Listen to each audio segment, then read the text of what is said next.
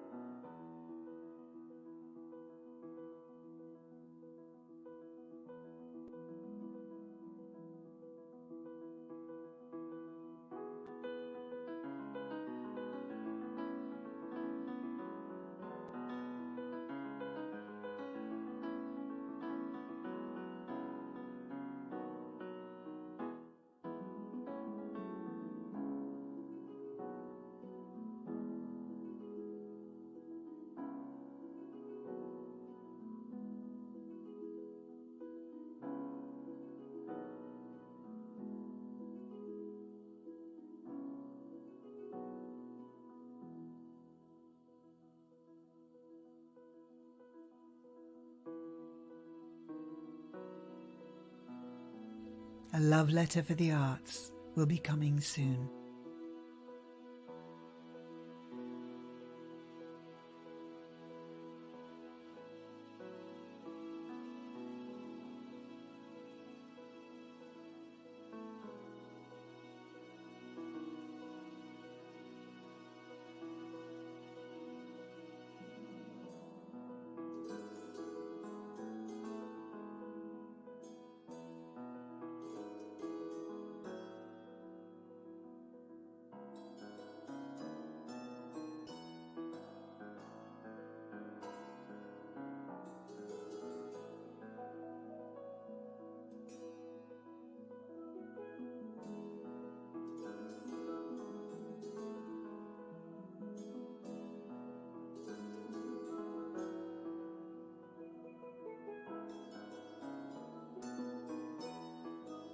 A love letter for the arts will be coming soon.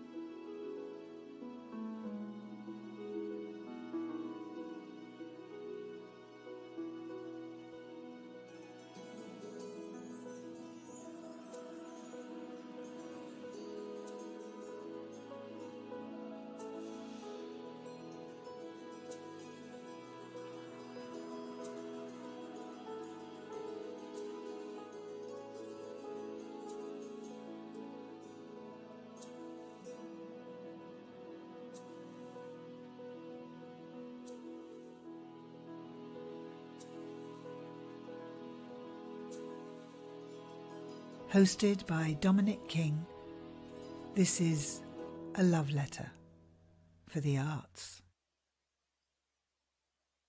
Hello and welcome to the third edition of A Love Letter for the Arts. We've been doing this really over the period of lockdown as we continue into this strange new world that we are all being a part of in the arts. When we had our first conversation, it was about acting. Our second conversation a couple of weeks ago with Lem Sasay, the poet and a fantastic writer. And he really said something that struck a chord with me about how we as individuals are so creative in what we do, whatever you do within the arts or outside of it. And we've all got that part of the arts with us. And what is that phrase? We hear the word the arts. What does it really mean to us? I think that if we bring it all down to a number of different things, It is film. It is music. It is the ability to read a book. It's these days audiobooks. It's podcasts. It's radio. It's television.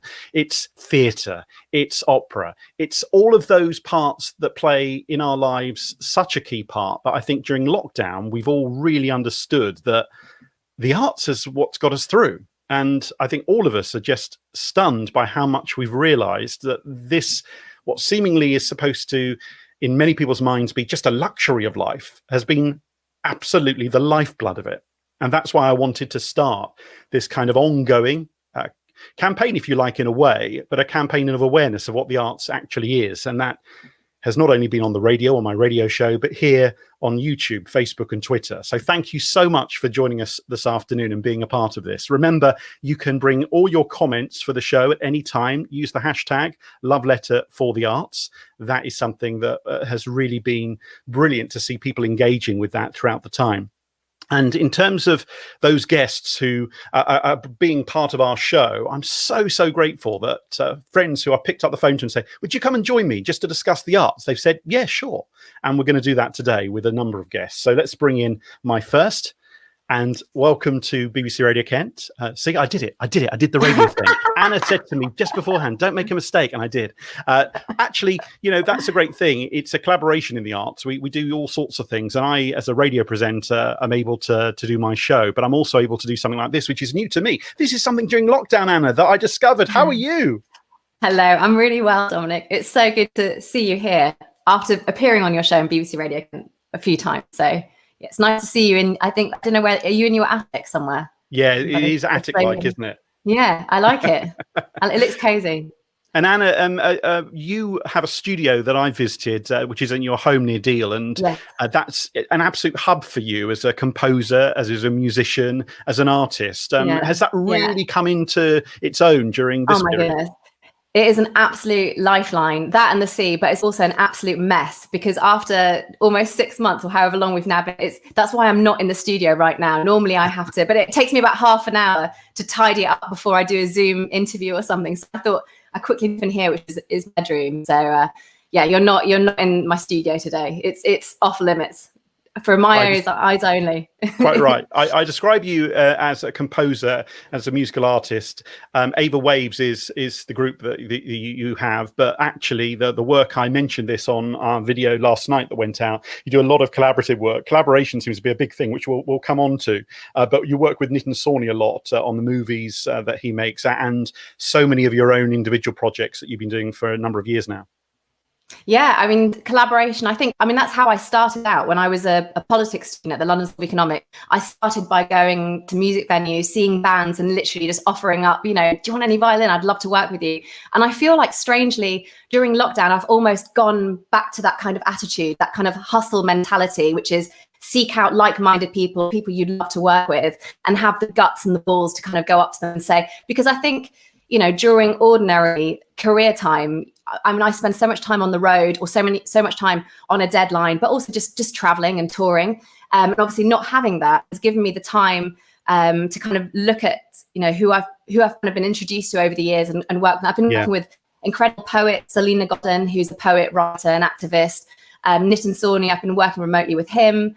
I've been working on with the European Space Agency. I've still kind of continued my collaboration with them. And then working with refugee poems with Andy Serkis. And so because of the studio, I'm able to work remotely. And of course, working on the second album with Ava Waves. She's in Berlin. I'm here in Kent. Normally we work very closely together, but obviously we've had to kind of readjust our working patterns to enable us to continue and to write the second album together.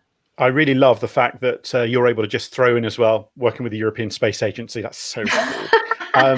Anna, stay with us. Let me bring in our other guests who are joining us as well as we head to Maidstone and Laura Jenkins. Hi, Laura. Hi there. Thanks for having me on today. Laura, we met on the radio and hearing about the work that you do. You have basically your own company, which is a music consultancy and PR firm effectively for the music world. Maybe you could just explain a little bit about that for us. Yeah, sure. My business primarily works with newcomers to the scene, sort of people who want a little bit more assistance, I suppose, with the PR strategies, the marketing strategies, how to get off the ground a little more. But that being said, I also work with people who have been around for a lot longer. One being the Jive Aces, who were Britain's Got Talent finalists in 2012. I've also got a bit of work lined up with a few other contestants from things like The Voice, X Factor, things like that.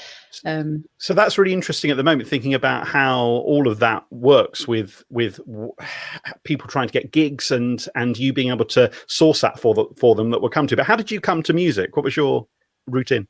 Oh my gosh, very, very early age. My dad was actually a Royal Marines bandsman. He played the French horn. And so I guess that was kind of the spark from childhood. And from there, we went into Kent Music School, which I believe is still in operation, although I think it's changed considerably since my time there. And then I was fortunate enough to go to Rochester Girls Grammar School, who at the time I was there was a specialist music college. So I don't know if the old head of music might be tuning in. His name was Andy Millist. And I know, if you are listening, Andy, you 100% shaped my life, certainly. And undoubtedly thousands of other young women and young musicians that went through that school. So a huge thank you to you. Well, you know what? I mean, that's exactly what this whole live stream is about, a love letter for the arts and those who helped us along the way. Laura, good to have you with us. And let's bring in this man, Dan Harding. Dan is the head of music performance at the University of Kent. Dan and I have worked together on a number of projects. Dan and Anna have worked very closely together as well through the university, and a project we'll hear more about, I'm sure, with Anna Phoebe on the way. Hello, Dan. Hello, Dom. Nice to be here. Nice to be with you. So first of all, thank you for being with us as well. And as a person in the county who really brings the next generation into the world of music, just give us a little idea of how that works and how, particularly as we're in that real period at the moment where there's been so much in the news about students and their futures. Tell us about your world. We're part of an extracurricular musical provision at the university. So the idea is that students come along who are musicians and who are interested in making music, but they don't happen to be reading music. So many of our students are reading law, history, biosciences, English, and so on. But they're all committed to making music. And so the job of the music department is to bring these musicians together and allow them to continue making music. We have a multitude of departmental ensembles, both large and small scale, as well as the ones that we adapt to cater for the needs of the type of students who arrive each year. So it's very much about having a musical life alongside their program of academic studies. And the work that you do, I know, for our community is that you're all about bringing the community in, the public in. You're not about being behind a closed door at an academic establishment. That's just not your deal, is it? No. I mean, music's a very, as I'm sure we all know here this afternoon, music's all about collaboration. It's all about working together in rehearsal and performance. And we involve members of the local community as part of the larger scale ensembles that we run. So we have a 120 strong chorus, we have a symphony orchestra, a concert band, and a big band. And so ensembles like that are open to members of the local community, as well as to the university community of both staff and student. So it's very much about the sort of the commonality of music making, rather than keeping it as something that's primarily for students who are reading music. We're very much about engaging students who are not. Let's start off, thank you, Dan, with just that, I guess, opening about what the arts gives us, music, and what it helps us to do. Anna, for you, the world of music is absolutely all-consuming. I have worked with you long enough to know that you will always be found, probably, this sounds so not as grand as it should do, at the bottom of your garden, creating the next piece of incredible work. That's something that you've been doing for a while. Can you just give us a little sense of what that is like in your life, what music gives you? Well, I think really following on from what from Dan just said, I mean, I studied music up to the age of 18 and went through the whole classical kind of route and had a music scholarship to my school and could have studied in the Glasgow Academy. But I always saw music very importantly as a way to kind of balance my life out. I never actually thought I would do it as a job. So my whole mentality right from the very start is that it's a kind of mental, emotional, lifelong addiction and a crutch to kind of my life. It's a very holistic approach. So I think that from that outlook, I've always felt sort of really lucky and have huge gratitude for being able to have a career in music. And so I've always been curious. I've always been curious outside of the just musical language. Obviously, music for me is like a key to other worlds. So, the work that I did with Dan and the University of Kent was working with bioscience and translating really important work that goes towards combating Alzheimer's and cancer through a process called gene expression, kind of doing a musical response to that and basically using music as a way to provide a narrative for people to have an emotional connection to something which is, like you were saying, locked behind closed doors in the laboratories. So music for me is a way to communicate, it's a way to express emotion, to tell a narrative, and just really more than anything, a way to connect. And that's really the basis on which I approach everything that I do, whether it's playing out in the Middle East with DJs or, the Jordanian royal family, or whether it's playing with pop artists or working with knitting or working with film or other music. I mean, it's just, I would just say it's a lifelong obsession, really. There's nothing more I can say. Yeah, but an obsession's really interesting because I think that that obsession is what drives a lot of people in the arts to keep doing what they're doing. Because if you actually said to someone, you're going to want to do this job that basically most of the time you're going to wonder what the future is around the corner, you're going to probably have moments where you wonder if you're going to work the following week, even though you've just done an amazing project. That happens a lot for people, doesn't it? There's this kind of almost sense of, am I, let's be honest, am I good enough? That's always there in that kind of bubble. Yeah.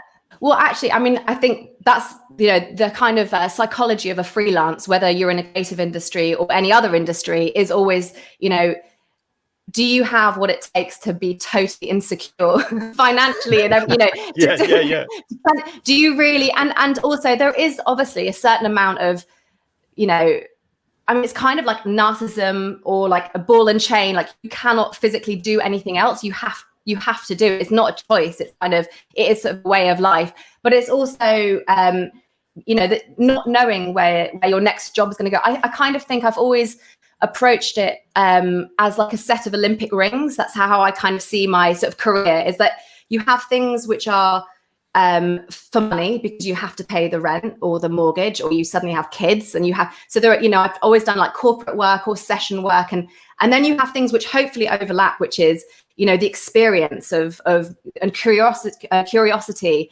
of doing that work. And then you have things that you might just do for love because you believe in it and because you think that you're part of something which is important. And the work I'm doing at the moment with with the poems and poets, there's no money in that, but I think that that's an important thing that I feel is of value, and I want to spend time using the work that I can do to be a platform for other people's work. So I think it's always about, and you kind of hope that somewhere they overlap. But I think, I mean, the other thing you talked about, am I good enough? I think imposter syndrome. I've never met anyone that I really respect who doesn't suffer from imposter syndrome. I think the moment that you think that you're good enough or too good, I think you'll probably become a less talented or less interesting person. Yeah. I think that's the glue, though. I honestly, having had all these conversations over the years with so many artists from all different worlds, and it's so funny, isn't it? Even people, I spoke to a very well-known author for the show going out next week, and he said, he'd been doing the job for 40 years, and he only feels in the last couple of years people have started to notice him in this country. Yet he's one of the biggest selling authors. You only have to listen to the show next week. Cheap plug, but you'll understand who. I mean, he won't mind me saying that because he does say it on air. Great, you're absolutely right, and that's really interesting about how we get through and how we feel about it. Laura, give us a sense for you, because they're picking up on what Anna was saying about almost for individuals in the music world. what do you do to keep that going? How on earth do you, as running a company which is all about looking after talent effectively and making sure that they're getting the exposure they need? How do you keep their spirits up during this period, let alone your own? Well, I'll give you a funny story there, because when I set up the business, I've been doing it, the whole side hustle thing. I've been doing it as a side hustle for quite some time. And I thought, I'm going to suddenly take the plunge. And I took the plunge in sort of September 2018 to make it more of a full-time thing. And obviously now it is a full-time thing. And I kind of based a lot of my decisions being told that I couldn't have children. And then 6 weeks after I officially set everything up, I had a baby, or not had a baby, I found out I was pregnant. Otherwise that'd be very quick. So I've kind of tried to set up this lifelong dream of supporting newcomers to the industry and people who need support in developing strategic campaigns. I haven't had chance to actually nail down the full spectrum of what I want to do, but I've got this long-term goal of having a system whereby other funds are there so that I can offer newcomers almost like I say a free service. It's a scheme really, so that they get what they need. And in the long run, I hope to do that for free. But at the moment, I'm obviously a new mum now. I'm trying to hold down my own finances. So in the short term, what I'm doing is I'm funding myself with, funnily enough, voiceover work. I had to adapt. And I've been doing things on a pro bono basis. So just recently, I worked with a lovely artist called Becky Lawrence. She's a newcomer to the country scene. We did a press release for her single. It actually charted to #1 on the country iTunes charts for the UK. And to be honest, she loves her music. I love her music. We all want new music to be around. If independent artists and newcomers to the scene fail at the first hurdle, and I've heard people who've been on the scene for a long time going, I'm just going to jack it in, I'm just going to get another job.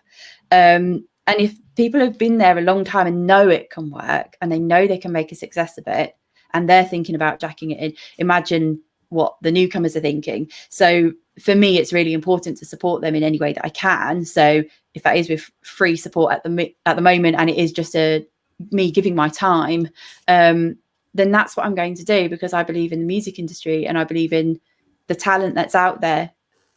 It is about belief, isn't it? It is about belief in what in what is around and how to make that work for the future. And Dan, I picking up on what Laura is saying there, I'm just thinking about your next generation of students who are going to come on to the courses that you run at the University of Kent, going to work with you as a music professional.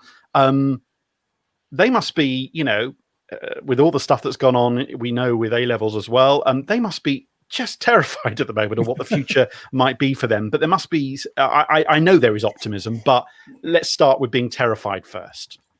Well, I think, yes, I mean, it's been interesting to hear people, even during this discussion, Anna's talked about music being like a form of addiction.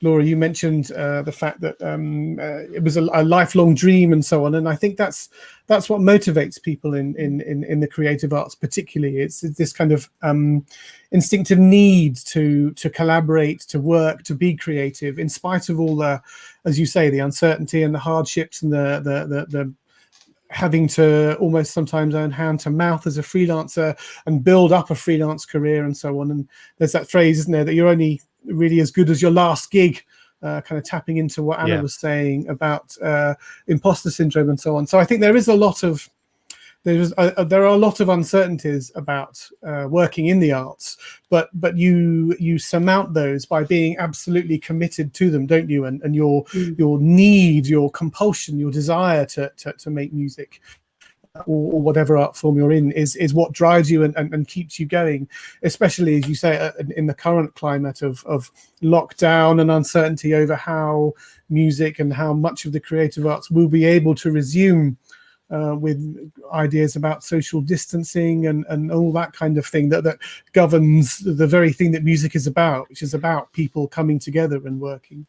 Yeah, guys, I'm really just trying to work out at the moment when I do pieces about performances and people say, Beverly Knight, who was chatting on the show after doing the London Palladium gig with Andrew Lloyd Webber, she said to me that it was just bizarre because she was looking out at the audience and she was seeing all of the seats in the Palladium with the crosses on the seats where people weren't allowed to sit, and they had their masks on and they weren't allowed to go hooray or clap in a big way because it might bring out something out of their mouth.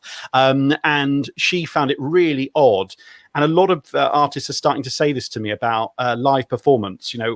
They're not sure what that means because there's been an awful lot of live streaming and YouTube action going on throughout lockdown. But now, as the venues, although you can perform indoors now, you're not seeing the numbers performing indoors because people are concerned. And then the smaller venues, particularly, they haven't got the room. And a live performance, it's a whole world of discussion at the moment. What's that mean for you and Ava Waves?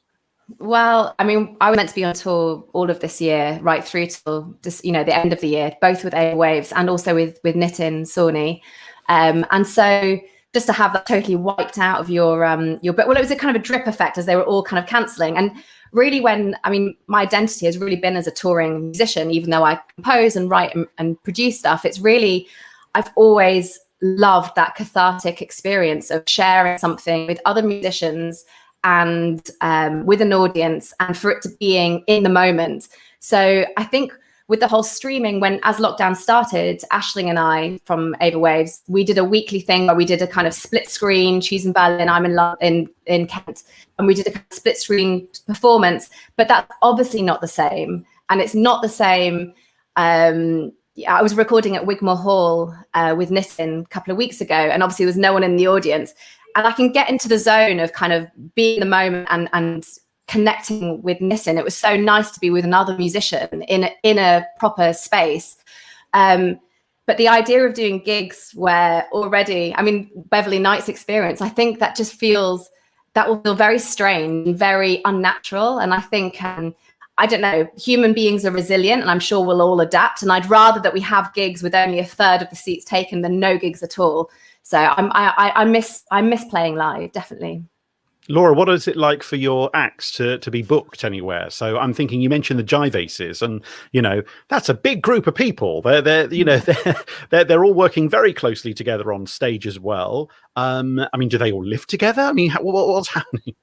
Well, so actually, I think the Jive Aces have been really resilient. They're a phenomenal group of guys. I don't know if anybody's caught it, but they actually do a Jive stream every evening, and they've been doing it since the start of lockdown. So they're on episode 150 something, I think. So they've been trying to be really resilient and perform online, and I think they've done that really well. And I know that a lot of the other acts that I work with are taking a similar tact. On the other flip side, I know that many are working on their YouTube presence, for example. Some have started using forms like Patreon, just to try and offer something a little bit more. So they're trying to add value to what they're already offering, to bring in some sort of fund stream, so that they can continue their arts. A lot of them are just left with remotely recording. And I've just worked with a big project of, I think, about somewhere between 15 and 20 musicians, including members of the Jules Holland Rhythm and Blues Orchestra, etc. They recorded a charity single, and they did that all remotely. And then obviously not going to be making money off that. It's a charity single, but for others, doing that and remotely recording is another way to kind of fund their obsession and keep that glow that is music in their life, so they don't have to give it up. And a couple of other artists have also gone down the voiceover route because they've already got a home studio. That seems to be quite a thing, actually, doesn't it? About being inventive, changing the dynamic. And Dan, with orchestras, you're not able to do that, are you? No, during lockdown, shortly after it first started, we ended up running the virtual music project, which was all about building a recording of some Vivaldi and some Mozart, with everyone recording in isolation, and then submitting their tracks, and then that being mixed into the final product, which of course is never going to be as exciting as working together as rehearsal and performing live and so on. But it was at least an opportunity for musicians to keep engaged and to keep making music while we all worked out how we were going to adapt to the situation. And I think the YouTube and the online performing is a real dilemma for people, because there's a desire to keep going and keep sharing your content with your fans and your audience and the people who love your music and so on. But at the same time, there's a sense where if I provide content online for free, does that become a cultural expectation? And where do I draw the line between my performing online for free, but also using it when it's my profession, it's my income stream? Annie, you've probably found that. Well, it's really interesting. My duo was signed to United Talent Agency, which is like really big live agency. And obviously, their income is totally been slashed because that's where they make their money. But I mean, the live music industry adds £4.5 billion to the UK economy every year. It employs over 200,000 people. And it's not just about the artist and their camera. If I do something in my shed, it's just me and a camera, but then what? If you're doing a gig, you've got promoters, you've got agents, you've got your manager, you've got your musician, you've got your record label, you're selling merch at the end, because sometimes, especially when you're working up, your gig fees are not that high if you're touring your own music, but you might only be making not like a basic salary, but you're basically dependent on selling the merch afterwards. That's how you make your money. So the whole live music industry, there's the romanticism and the emotional connection of the performance, but there's also the business side, and that's the worrying thing. Is it's not just about the music and the musicians. There's a whole pyramid of people involved, and it's interesting with UTA, for instance, our kind of they've started becoming more involved on a contract side with the live with internet streaming gigs. So they've kind of seen that this is possibly here for a long time and will also continue to some degree in the future. Like, how do we monetize, like Laura was saying, how do we monetize the streaming experience? Just explain UTA. Sorry, UTA is United Talent Agency, who they look after artists on the touring side. So they're live agents. So they make money from getting you a gig. Basically, they work alongside or with the promoters and the music venues, and then the artists. So I mean, it's such a huge industry. Yeah, I mean, it's so big, it's unbelievable. It's only when you sort of experience it. We all go out to gigs, but when you're behind the scenes, you realize how many people out there right now are. And you used that word earlier about freelance. That's the key, I think, for a lot of this. That's really important. It's and I can see with someone made a comment that they're worried about going into a gig. The thing is as well is, because there are so many people, when you have a venue, the promoter, the artist, the management, the record label, the live agent, that's at least 6 people I can think of the top of my head.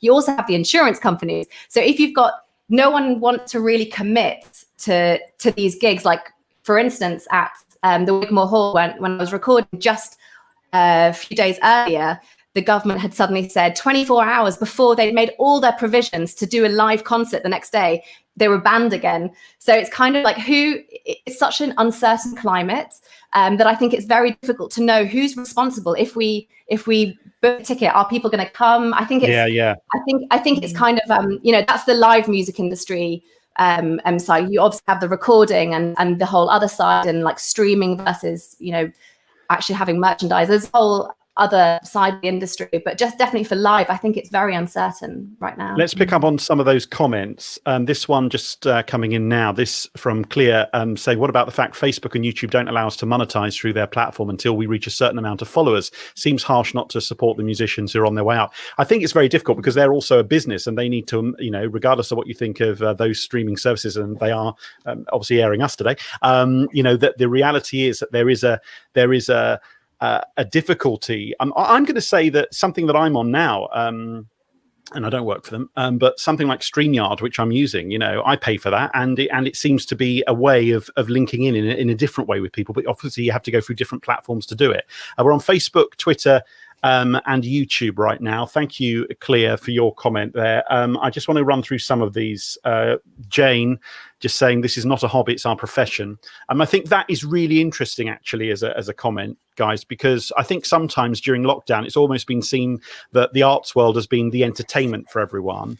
And isn't actually, Laura, something that people get paid for. This is a huge bone of contention, and I'm not going to linger too much on this because I think it will rile a lot of people. There's a lot of back and forth within the music world as to what constitutes a professional musician, who's playing for how much, especially sort of in the more local markets, you know.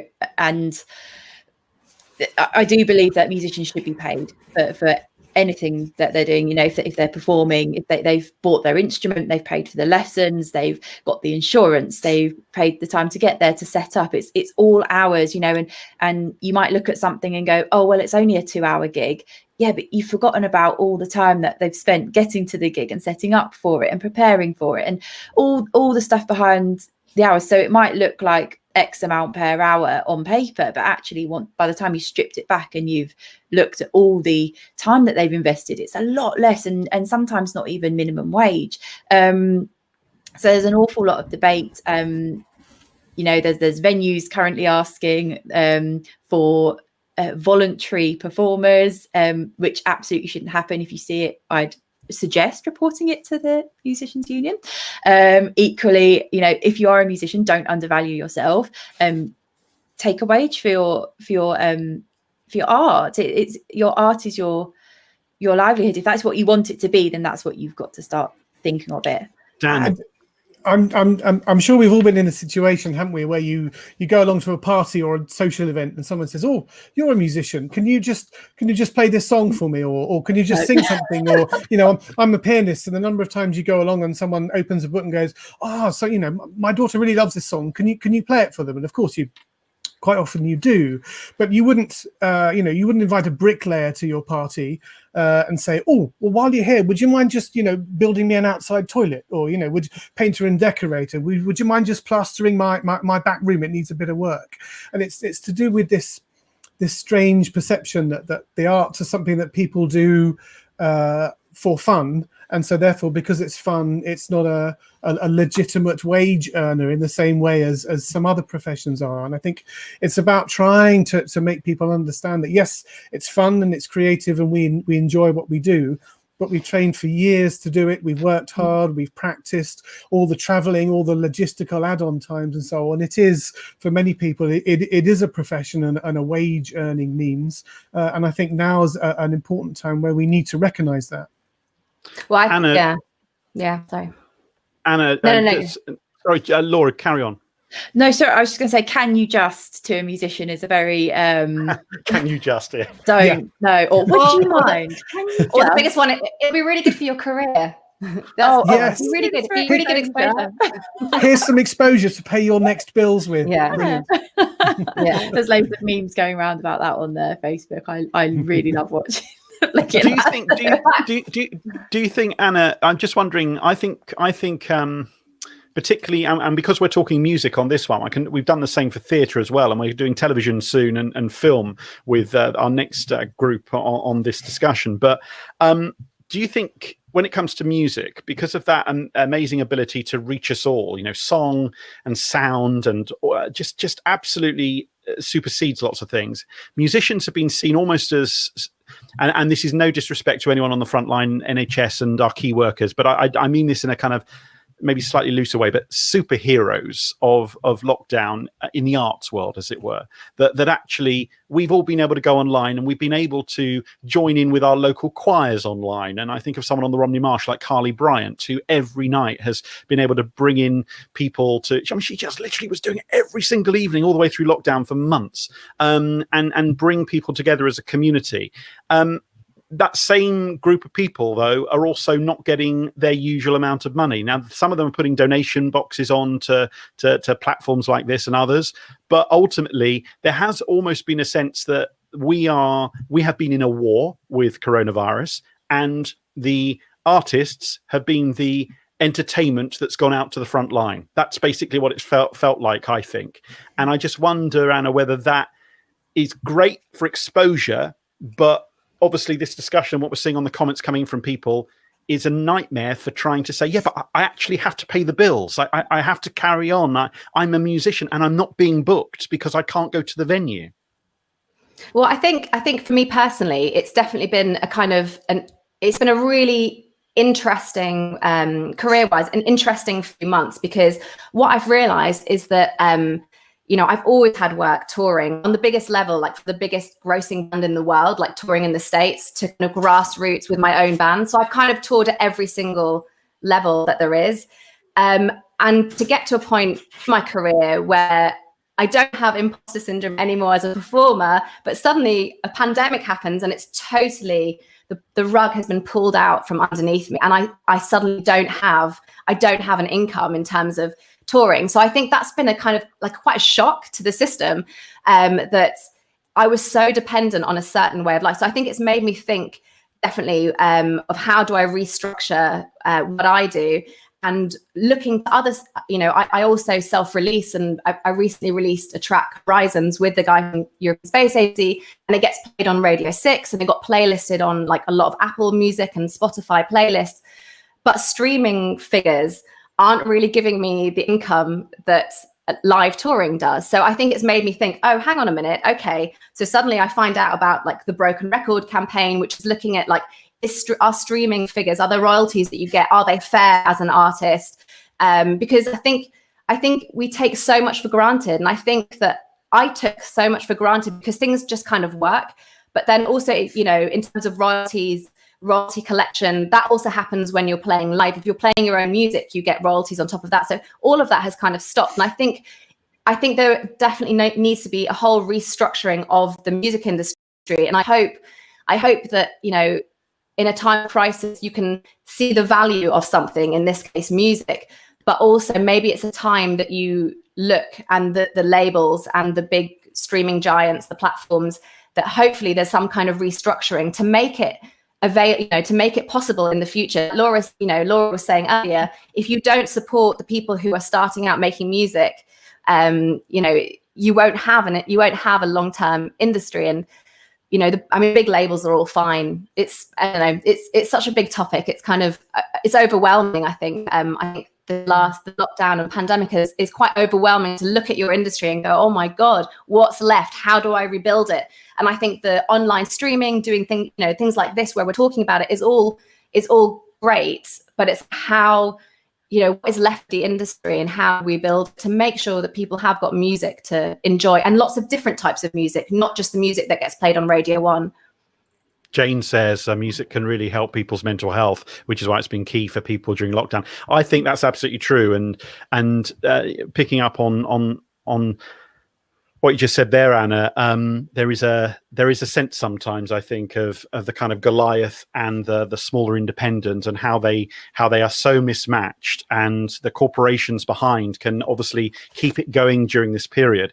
But even when I'm speaking to those big organizations who book a lot of the guests for me, for my show, they're saying it's a crazy world for them too. And I think that's the reality of this, is that no one has been completely left out of the problems. But if you are a freelance and you're going from hand to mouth for gig to next gig to the next gig, that just changes everything for you, because you've got no income that's necessarily coming in that is going to keep you going to the next thing. The amount of artists who have said to me, yeah, I've gone back to the trade that I do, the painter and decorator, whatever it might be, the accountant, I've gone back to trying to do something that keeps the wolf from the doors, as it were. And Dan, performance, live performance, the future of music performance. You operate in a place in Canterbury where you have this incredible Collier Ferguson Hall that has a great acoustic and all the rest. Are you sweeping away the cobwebs inside there at the moment? Well, once we're able to return onto campus, yes. I mean, the concert hall, like many venues throughout the country and throughout the world, has been silent since midway through March.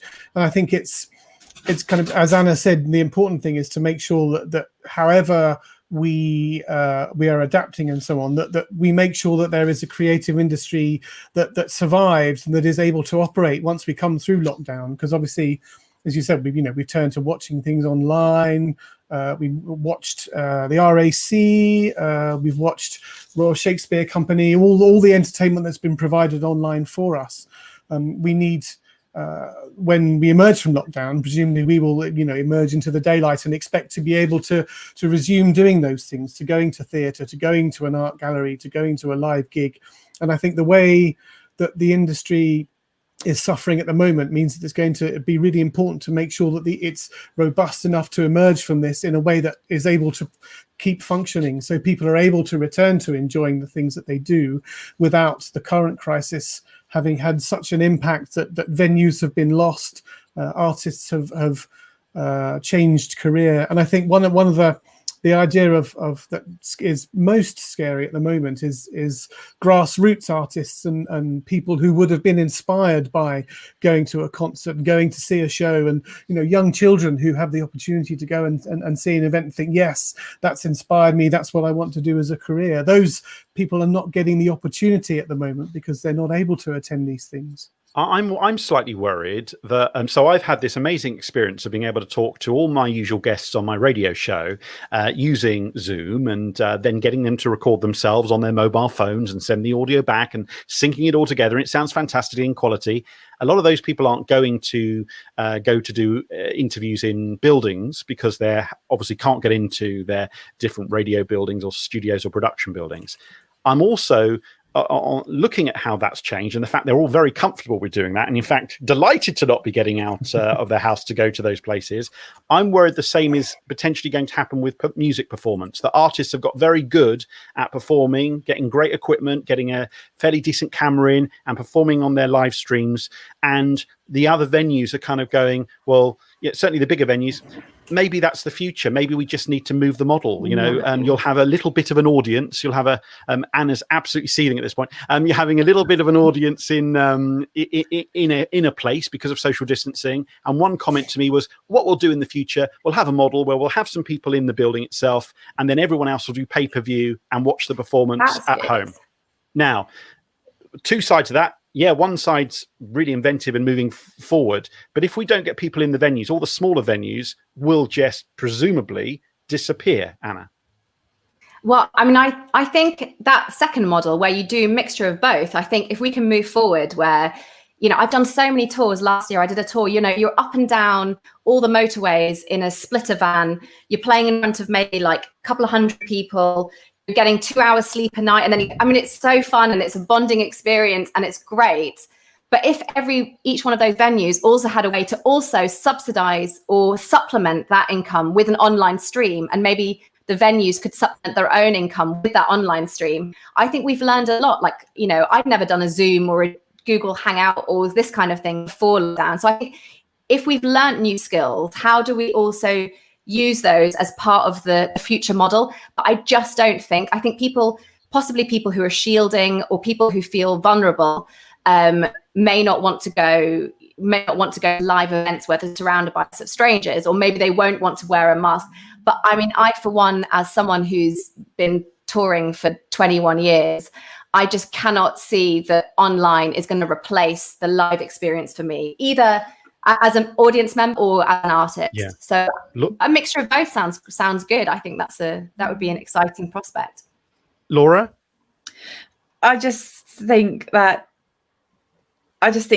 half of the experience of going to a live show is the actual experience itself and the atmosphere that's created. I guess moving away from music, a really good way to compare it is, have you ever been to see a comedian live and you've laughed your head off because it's so funny, and then you've kind of bought the DVD and watched it at home and you thought that actually wasn't that good, and it was purely because it's not because of the comic's great, but it's because you bounce off the room and you have a vibe with other people, and like that's half of the excitement of music and the industry. And you know, you get so many performers who say, well, why do you love performing? I love the feedback and the energy from the people in the audience. That's the number, like, okay, maybe after performing itself, like that's probably the second thing that they'd say. And just whilst I got the mic, I did notice that Clea put another comment down a little while ago. Clea, I do 30-minute like free, no obligation consultations. Can you get in touch with me, because I really feel like I can probably have a chat with you, and I can hear your frustration in some of your messages, and I really want to help if I can in some way. So just drop me a message on my Facebook page. That'd be great. And Dan, music performance, the future. So what will it be like? What do you see the shape being? It's very hard to tell, I think, because we're waiting for advice, aren't we, as to what's safe, how we can resume, what's not safe. You know, looking at the issues surrounding singing and woodwind and brass and so on, and we're all slightly on tenterhooks while we wait for advice to be offered and changes to be made, so we can do our own planning. Can you just take us into that about the differences with musicians on the stage? Because I heard this on the radio myself and thought, oh yeah, of course, you can't have that. I get it. Yeah. Yes, it's at the moment there's uncertainty over singers and how close together they can stand, for example, in order not to allow aerosol production, which is the tiny particles which can traverse great distances. The droplets come out of the mouth and fall to the ground, which is what the 2 meter, 3 meter social distancing is based on, as I understand it.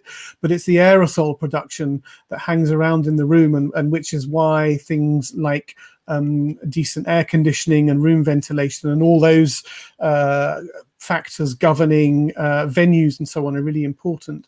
So of course we're all trying to respond to these things by thinking, right, I'm not allowed to perform. Oh wait, now I am, as long as it's no more than 30 people. Oh wait, now I am, as long as it's a particular group size in a particular venue. So there are all the rules and so on, and we're changing and having to adapt all the time. And of course what that does do is make it very hard for us to have any preparation time, because if there's suddenly an announcement, right, everyone's allowed to perform with a chamber group of 30 people at 2 meters and venues can open and do it tomorrow, of course it's impossible to turn events round with all the planning and rehearsal and all the production that needs to go ahead. You can't put events on quite so quickly. So I think what freelancers and the artistic community needs is more warning in advance, so that we can actually have time to prepare, because we're looking at places like the Marlow Theatre in Canterbury has unfortunately had to announce that it's cancelling its Christmas panto, hasn't it? Because panto season is such a huge revenue maker and so important in the Christmas season. And suddenly, with all the uncertainty and what Anna was saying about people being prepared to invest in them and insurance companies and so on, it's very hard to plan to make these events go ahead. Yeah, and I think the planning is really interesting, because planning used to be a word we go, okay, so I'll do this in the diary and I can probably fit that in, or I'll move that around, and then things happen during this period where that goes out the window. How on earth is planning possible right now, Anna? And is it one day after the other, 1 foot forward, next foot forward, and just kind of not almost thinking? Everyone just keeps saying to me, yeah, but 2021 is going to be amazing. And my worry is that 2021, there won't be enough places because everyone will want to perform all at the same place. I don't know. Well, I'm an internal, despite all the, the horribleness of the last few months, but I'm an eternal optimist. And actually today I ordered a moleskin diary for 18 months starting in July, because I stopped using my diary because it was and I can't go back to my 2020 diary because everything is crossed out and it makes me too depressed. So I've actually today, this morning I ordered a diary because I'm starting to get dates back in, a few little dates for the end of this year, but most of things have been pushed next year, but tours in March basically. And then we've been told to push back our album until April, May. And then we're hoping the festivals, the ones which will reopen next year, those will start. So I am an optimist that 2021 will be amazing and full. But yeah, I mean, I wouldn't want to put too much money on it. But I think that I think, as everyone's been saying, it's like a mixture of both, isn't it? Like trying to be sensible about what you plan for and be realistic. But it's very difficult to be realistic when the guidance and the advice and the certainty is just not there. Laura, what about the confidence to be able to say to one of your artists, well, this is something we're planning? What conversations are you actually having with artists when they're saying to you, Laura, what's next? Honestly, I mean, I don't have all the answers, so I'm just being as supportive as I can without making promises that can't be delivered, and because nobody knows what's happening from one day to the next. I think my biggest advice at the moment is, if you are willing and able to continue working on your content, writing new material if that's your thing, so that if 2021 does roll around and actually we are finding that we're able to go out and do live gigs, then great, you've got a whole load of new material to go out with, or practice something that you haven't quite nailed yet, or I don't know, work on your stage presence, anything that's going to, when those doors do finally open, improve it. Or like you said, it could be that we end up intertwining live and online performance. So get ahead of the curve, like find out what's out there, what you can do to improve your online gigging. I know that that's really interesting what you said about doing other things in preparation, because obviously as creative people, if you're paused on something that you love doing, you need to find another outlet for all this kind of stuff that you do. And Dan, for example, and he's going to love me for saying this, started his own podcast. And and Dan, do you want to tell us what it's called? It feels like a relentless piece of self-advertising all of a sudden, but it's called You've forgotten your name of your podcast. I have. It's because I've been listening to yours recently, and so Zoom. It's Zoom for thought. Well, yes, thank you. No, I mean it's trying to sort of talk to people who are both in music and performance, but also in other areas like education and so on, and looking at ways in which various sectors have adapted to make themselves relevant and to continue keep doing what they do in the current climate, and also look at creative solutions that each area has that might be of beneficial to other areas, sort of skill sharing and so on. Because I think, yes, it's I think, Laura, what you were talking about is at base, it's about motivation, isn't it? It's about finding the will to keep creating and keep doing what you're doing at a time when it's very difficult to do so. Where I said to a colleague recently that I've never done so much continuing professional development in my life so quickly, with the amount of teaching myself how to do all these different platforms and use different types of audio engineering and different technical setups in order just to be able to keep creating and so on. And I think that's perhaps something that we all share, the need to keep doing what we do and adapting in order to be able to do it.